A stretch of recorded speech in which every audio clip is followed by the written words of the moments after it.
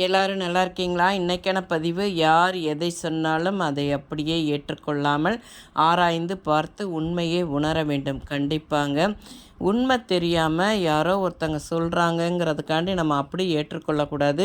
வாழ்க்கையில் நிறைய விஷயங்கள் அடுத்தவங்கள தவறுதலாக ஒருத்தவங்க சொல்லுவாங்க. உடனே நம்ம அவங்கள தப்பாக நம்ம புரிஞ்சிக்கக்கூடாது. அதே மாதிரி பார்த்திங்கன்னா, நம்ம ஏதோ ஒரு பிஸ்னஸ் பண்ணுறோம், ஏதோ ஒன்று பண்ணுறோன்னா ஒருத்தங்க ஐடியா கொடுக்குறாங்கன்னா அந்த ஐடியாவை நம்ம என்றைக்குமே ஏற்றுக்கொள்ளக்கூடாது. நமக்கு எது சரின்னு படுதோ அதை தான் நம்ம செய்யணும் பார்த்துக்கோங்க.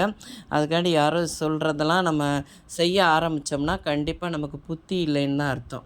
புத்தி இல்லாதவர்கள் தான் அடுத்தவர்கள் சொல்வதை கேட்டு அப்படியே செய்வாங்க. அதை பற்றி ஆராய மாட்டார்கள் பார்த்துக்கோங்க. நம்ம வாழ்க்கையின் நடைமுறைக்கு ஏற்ப எதையும் ஆராய்ந்து ஏற்றுக்கொள்ளும் பண்பை நம்ம எப்பயும் வளர்த்துக்கிடணுங்க. அந்த பண்பை வளர்க்குறதுக்கு நம்ம எப்பயுமே சுறுசுறுப்பாக இருக்க வேண்டும் பார்த்துக்கோங்க.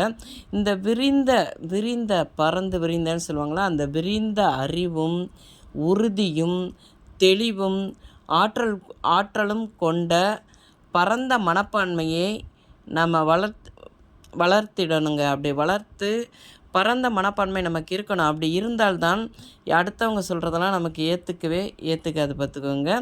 உண்மையில் நம்ம அப்படி தான் இருக்கணும். ஏன்னா அப்படி இருந்தால்தான் நம்ம உயர்ந்த இடத்தை அடைய முடியும் பார்த்துக்கோங்க. இந்த பதிவு உங்களுக்கு பிடிச்சிருந்தால் பார்வதி வீட்டு சமையலுக்கு ஆதரவு கொடுங்க. ஓம் சாய்ராம்.